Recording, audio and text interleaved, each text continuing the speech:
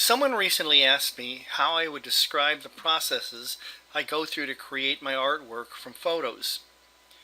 After giving it some thought, I came up with sommelier. If you were a chef and wanted to make a pairing of a great dish with a perfect wine, you would consult a sommelier. He or she would reach into their memory of flavors and varietals and vintages from various years and wineries and come up with a perfect wine to pair with your meal. It's sort of the same with me, only digitally. When I want to decide where to go with a photo to make it into a painting, I try to recall other paintings and styles and color palettes that I've seen and what techniques might get me there. This is an example of exactly that process. I'd call it more experiential than technical, since it draws more on experience than any great technical or artistic feats on my part. I just know what steps to take and which software programs will get me there. I can't claim credit for taking this photo, and it didn't list who actually took it, but I found it on a website and loved the serene mood and look that it set. I just knew it had all the elements to make a really good painting. It's like the difference between a bar of pure gold and a piece of fine jewelry fashioned from that bar. While both consist of the same base metal, the latter pushes the creativity and perception to a much higher level. My first step in this process is to colorize this black and white photo. While this would be a very difficult process to use doing color replacement in Photoshop, there's a very easy way to do it. And that involves a free program on the web called Image Colorization or deepai.org. And what I'm going to do is just upload the image.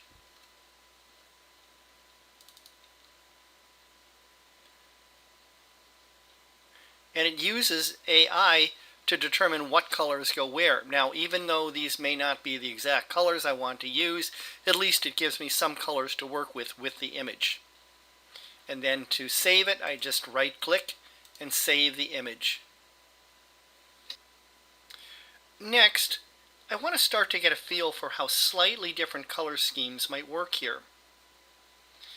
There is a class of photographic processes called LUTs, or lookup tables, that basically do this. Some software programs, such as my photo editor AC/DC Ultimate or Photoshop, can utilize these directly, but there's an easier way to do it, which is directly on the web. And to do that, I simply launch a program called Lutify.me or lutify.me, and then simply load the image.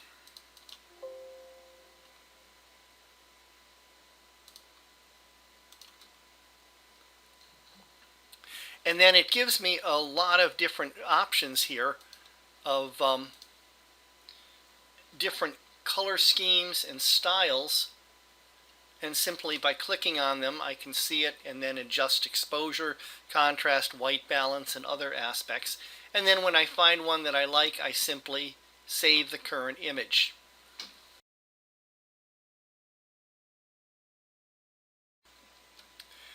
The next step is to get the painting style I want. I confess, in my next life, I want to be born with the talent to do this type of thing from a blank canvas and brush and paint. For now, I'll settle for what I call my Rosetta Stone program. This is a web-based program called Deep Dream Generator. It works by utilizing AI or artificial intelligence to combine a base image with a style image to produce a true synthesis of both color and geometry. Becoming skilled with this is a lot like becoming a sommelier. You taste a lot of wine, or in this case experiment with a lot of styles and base images. My quote-unquote wine cellar consists of small images of many different paintings that I've captured from Pinterest and other sources to use for both art style education and inspiration, and also to utilize as my style images to synthesize with my images. I'm now in the opening screen of Deep Dream Generator.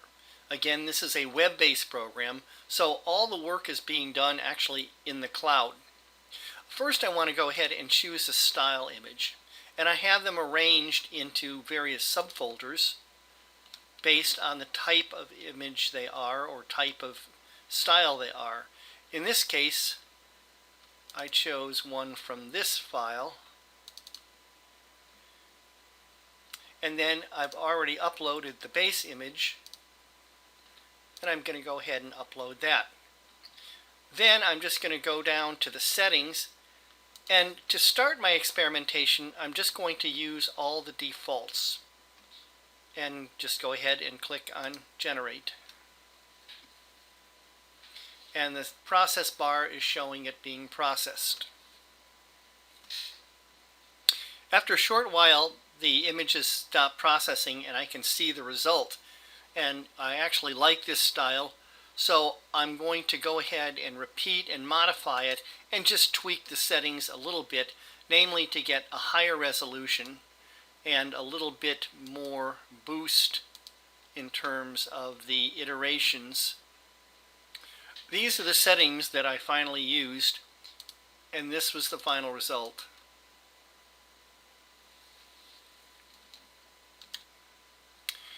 After some minor tweaking and again resizing it from approximately 1.2 megapixels to 2190 by 3000 megapixels, I'm ready to begin the next step of the operation.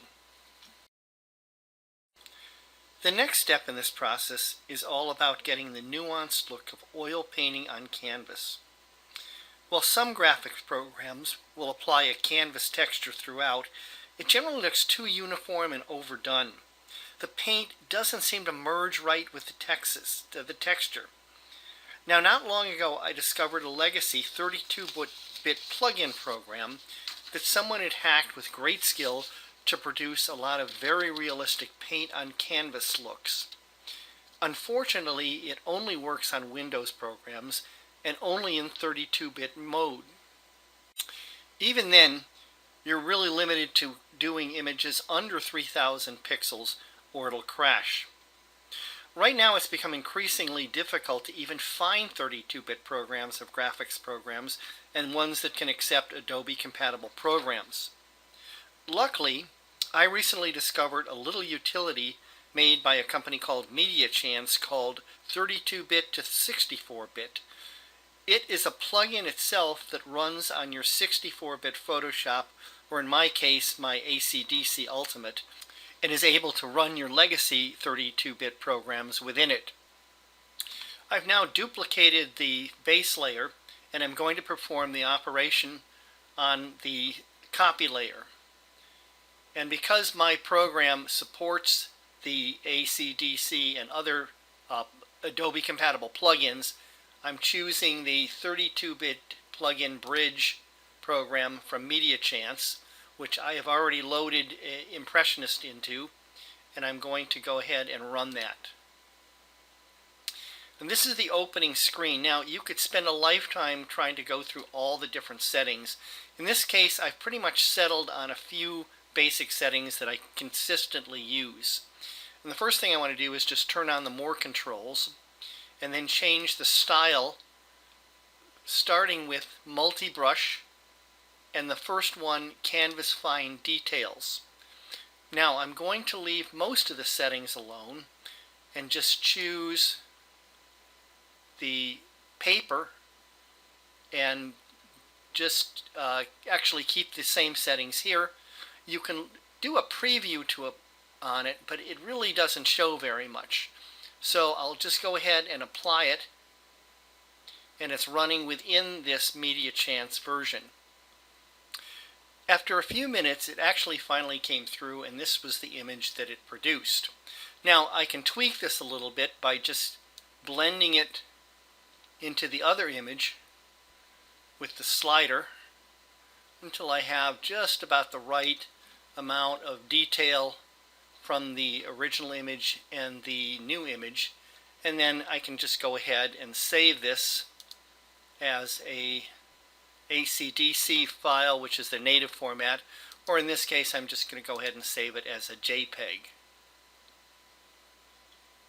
Now I could leave it right there as it was, but I'm a real perfectionist. So I'm going to go ahead and do the same operation,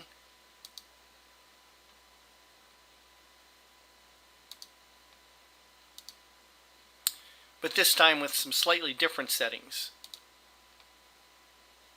And in this case, the style I'm choosing is the oil paint single brush canvas detail. And now I'm going to actually make some changes here and bring up the more controls. And the first thing I want to do is just change the brush. And typically I will use a brush called the Sable Crimp 13 or 14. And then change the paper and bring the grain of that paper down to just about 192. And if we wanted to preview that, we could see it there, although you really don't see very much. So we'll go ahead and apply that. The result of this operation gives a much finer grain, and it really has that embedded canvas look with the paint showing. And again, you can just kind of tweak it a little bit and decide where you want to save it, and then go ahead and save this one as a JPEG as well.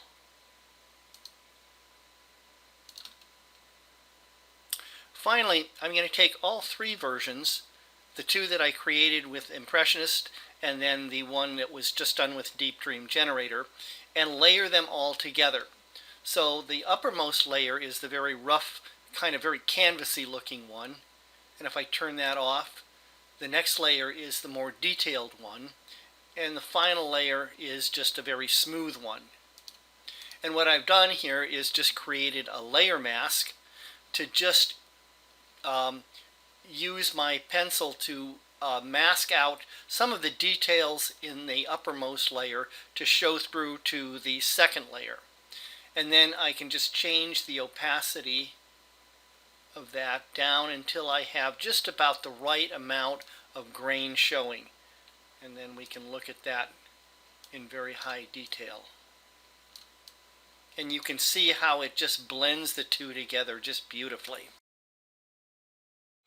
And now we have our final image, and you can see all the fine little nuances of canvas and the details of a real oil painting look.